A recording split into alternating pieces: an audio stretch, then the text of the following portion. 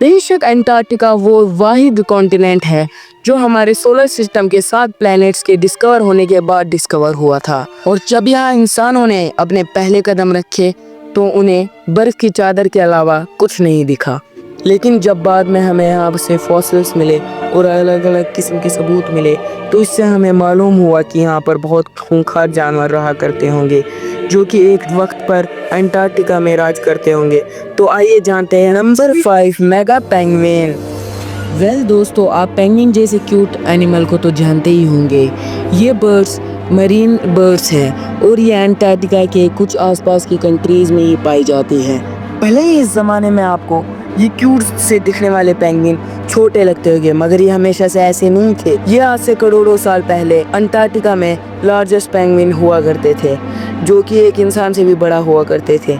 Comparison के लिए इन giant penguin का साइज आज के मॉडर्न डे पेंगुइन और एक ह्यूमन से भी कई ज़्यादा गुना बड़ा हुआ करता था। वेल फॉसिल्स एविडेंस बताता है कि ये giant penguin modern day penguin के मुकाबले कई ज़्यादा देर तक पानी में सांस रोक सकते थे और ये आज से करीब 34 मिलियन ईयर्स अगो एग्जिस्ट किया करते थे। Number 4, terror birds. तो जी हाँ, मिले आज से करोड़ों साल पहले रहने वाले एपिक्स प्रेडेटर टेरर बर्ड्स है। वेल गाइस, इन एनिमल्स के अंटार्कटिका से फॉसिल्स ही नहीं, इनके पूरे के पूरे फुटप्रिंट्स भी मिले हैं जो कि मिलियन साल पुराने। इसका मतलब एक वक्त में अंटार्कटिका में ये टेरर बर्ड्स पाई जाती होगी, इसमें तो कोई शक नहीं है। वैसे टेरर बर्ड्स डायनासोर के ख़त्म होने के बाद एपेक्स प्रेडेटर्स की नीश खाली होने की वजह से ये साउथ अमेरिका में इवॉल्व हो गए। वैसे आपके इंफॉर्मेशन के लिए बता, साउथ अमेरिका और अंटार्कटिका मिले हुए थे, इसी वजह से काफ़ी सारे एनिमल्स अंटार्कटिका आ गए थे। वैसे टेरर बर्ड्स किसी भी छोटे बड़े जानवर के टुकड़े किया करती थी, मगर आपको जानकर हैरानी होगी इनके क्लोजेस्ट रिलेटिव्स सेरिमा बर्ड्स हुआ करती थी। नंबर 3, बेसिलोसॉरस। बेशक आज के ज़माने में अंटार्कटिका का एपिक्स प्रेडेटर ऑर्का है। ये बहुत अच्छे से शिकार करना जानती है और काफ़ी फुर्ती से शिकार करती है, लेकिन ये कभी शिप पर हमला नहीं करती और न ही शिप पर इसका कोई असर पड़ता है। लेकिन अगर अंटार्कटिका के आसपास समुंदर में घूम रहे बेसिलोसॉरस जिंदा होते तो बहुत इंसानों को नुकसान पहुंचा सकते थे, क्योंकि बेसिलोसॉरस 60 फीट के हुआ करते थे, यानी 2 बड़ी स्कूल की बस के जितनी। वैसे बेसिलोसॉरस एक प्री हिस्टोरिकल व्हेल हुआ करती थी जिनके इवन पीछे 2 छोटे से लेग्स भी हुआ करते थे। इन 2 लेग्स का साइज 2 किलो के जितना था और साथ में ही इनका कोई पर्पस नहीं था, और ये इस बात का सबूत देती है कि व्हेल वाकई में किसी 4 पैर के चलने वाले मैमल से इवॉल्व हुई है। वेल बेसिलोसॉरस आज से 34 मिलियन साल पहले ग्लोबल क्लाइमेट की वजह से अंटार्कटिका और पूरी दुनिया से एक्सटिंक्ट हो गई थी, और शायद यही एक रीज़न है जिसकी वजह से अंटार्कटिका बर्फ में जमना शुरू हो गया था। नंबर 2, क्रायोलोरोसॉरस।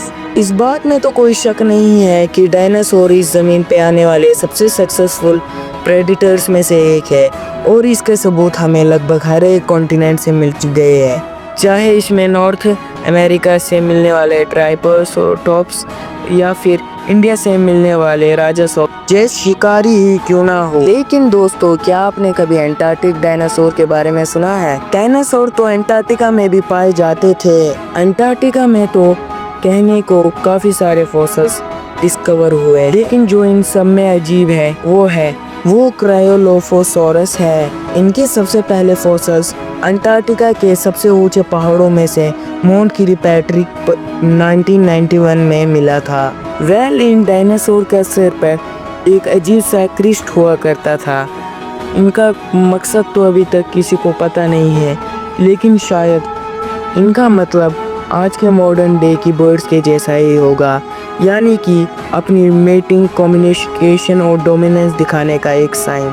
वेल क्रायोलोफोसॉरस अपने ज़माने के फूड चेन के टॉप प्रेडेटर, और ये अंटार्कटिका में 180 मिलियन ईयर्स पहले पाए जाते थे, जिस वक्त अंटार्कटिका सुपर कॉन्टिनेंट गोंडवाना का हिस्सा था। And now finally number 1, लिस्टोसॉरस।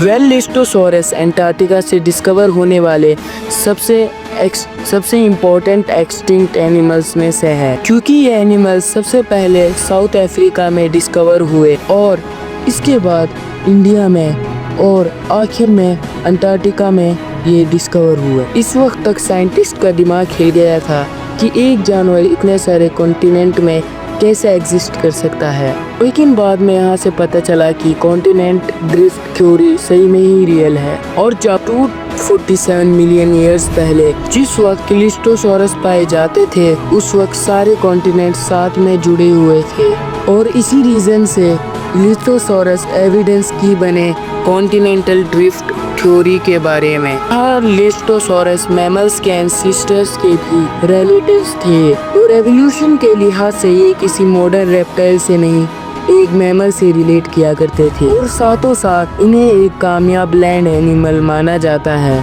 क्योंकि इन्होंने इस दुनिया की सबसे तबाहकुन परमियन एक्सटिंक्शन को सरवाइव किया था। और यही नहीं बल्कि क्लिस्टोसॉरस पहले एनिमल्स थे जिनके पास हाइबरनेशन की एबिलिटी थी। हाइबरनेशन एक वो स्टेज होता है जिसमें एक जानवर बिना कुछ खाए पिए काफ़ी अरसे तक जिंदा रह सकता है। और हमें क्या पता ये फ्यूचर में देखने को मिले कि इंसान दूसरे प्लैनेट्स पे जाने के लिए हाइबरनेशन का इस्तेमाल करेंगे।